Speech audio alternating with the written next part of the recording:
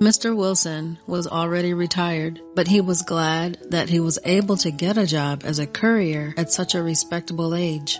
He needed the extra money now because his granddaughter June was growing up, and she constantly needed stuff to buy, and his daughter Isabella has been working very hard to pay for everything. And although Isabella asked him not to worry and rest in peace in his old age, Mr. Wilson only laughed. "Isabella, movement is life, and it's especially useful at my age, so don't worry about me." The elderly man came to his job as a courier a year ago. Although Mr. Wilson was in great physical shape, at first they were wary of the elderly applicant and took him on probation for a month. He gladly agreed, and during the probationary period, he was always on time, did his work well, and eventually was hired as a full-time employee. Mr. Wilson enjoyed his work because he always liked walking. There was plenty of time, so he never got tired. Mr. Wilson saw his boss only a couple of times, and he usually received his assignments through his secretary. The team was mostly female, and Mr. Wilson often heard how the women had discussed their boss. From them, he found out that the boss has a hot temper, and he became such after his divorce with his wife, who left him with a little daughter. Mr. Wilson tried not to listen so as not to load his head with unnecessary information, but he did not succeed, because as soon as he would come into the office, it immediately began. "Oh, the boss is upset today. I heard his little Bella got very sick. It seems like nothing serious, just a cold, but he's so worried about her. Did you hear that the boss hired a nanny from France for his daughter? Of course, the rich have their quirks, but I think it's too much. I heard she isn't a nanny at all. She's his girlfriend, and Bella doesn't seem to be getting along with her." After a few minutes, Mr. Wilson usually sighed, unable to listen to the endless stream of gossip, and advised the ladies to think more about their problems than to go over the details of other people's lives. They only snorted contemptuously in response and always stopped talking for a little, but then it was all over again. That day, the boss called Mr. Wilson to his office himself. "Here are these documents to be delivered by 3 o'clock for the meeting, and don't be late. It's very important." "Okay, I understand." Mr. Wilson nodded, glancing quickly at his watch. There was still plenty of time, but the elderly man decided to leave early. He took a shortcut through the park and was already halfway when he heard a child scream. Mr. Wilson looked around. A minute ago, he had seen a woman, apparently the girl's mother, chatting enthusiastically on the phone while her daughter came close to the railing of the bridge. Now the mother looked around perplexedly without seeing her. Suddenly, Mr. Wilson noticed the little girl floundering desperately in the water, but in a second, the wet jacket pulled her under the water. The man quickly undressed and jumped into the water. The cold burned him, and his breath caught, but he tried not to think about it. He had to dive several times before he could catch the girl. The man dragged her to the bank, where the people had already begun to gather. A siren was howling in the distance. The little girl coughed, came to herself, and looked at everyone with frightened eyes, but the woman who was with her just exclaimed indignantly, "What an obnoxious child! I can't turn my back for a second." "What kind of mother are you? It would have been better if you had hugged the child and calmed her down," said Mr. Wilson menacingly. "But I'm not her mother," calmly replied the woman. The child was taken by doctors. The woman also got into the ambulance. Mr. Wilson looked at his watch and realized that he was about to be late. He quickly got dressed and was about to leave, but a policeman stopped him to ask several questions.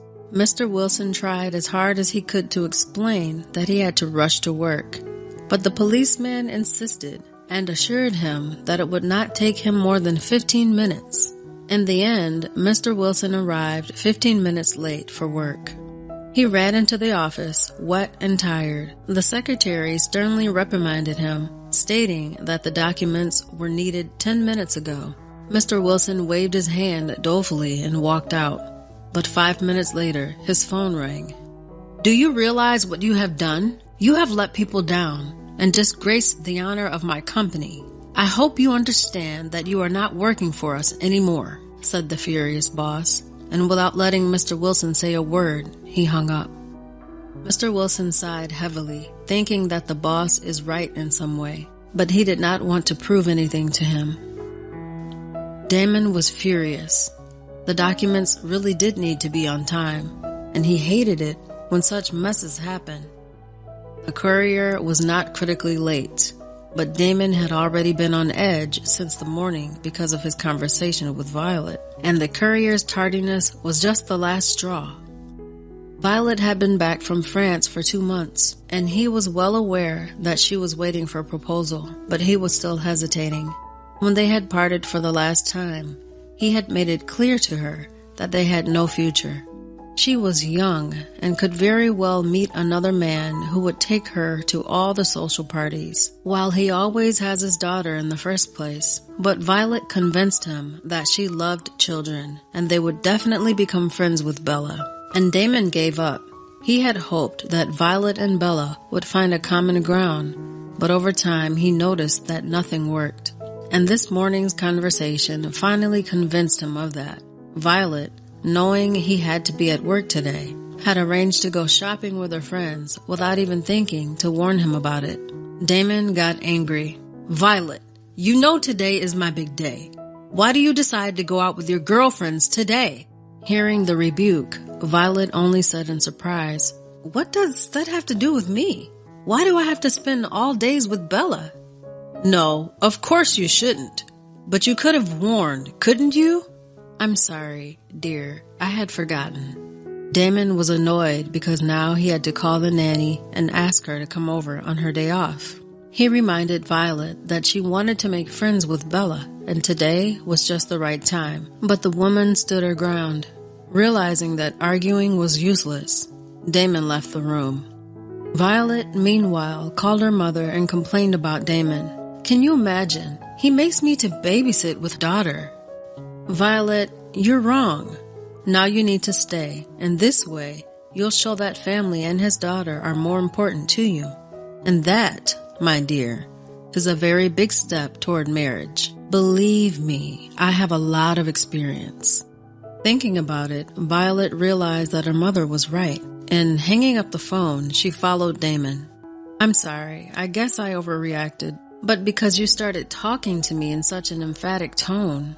Of course, I'll cancel the shopping, and by the way, Bella and I have wanted to go to the park for a long time." Damon looked at her surprised and then smiled. "I'm sorry too. I don't know what came over me."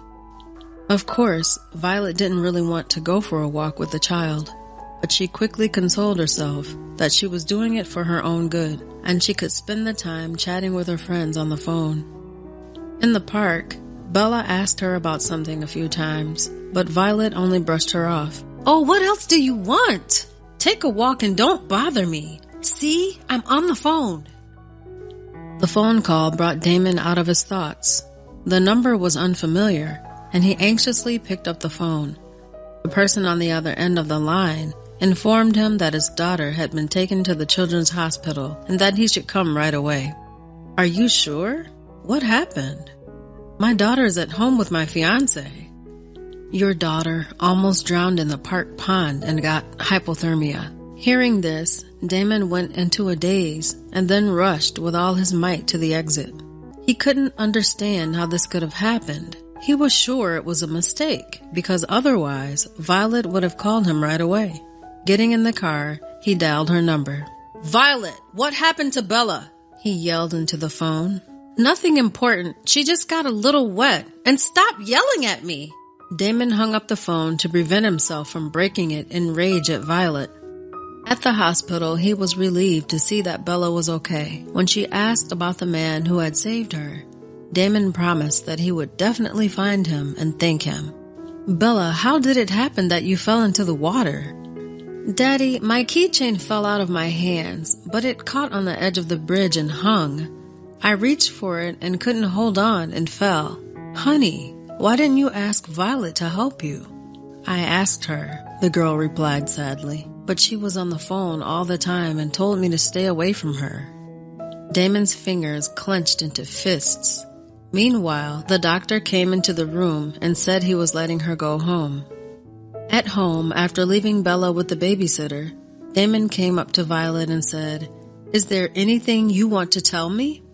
For example, about how my daughter was drowning and some man was rescuing her while you were chatting on the phone." "But what could I do?" asked Violet nonchalantly. Damon sighed loudly for a little peace of mind and then pronounced clearly, "Pack your things and get out." Violet tried to say something else, but Damon gave her an hour to pack and left the house.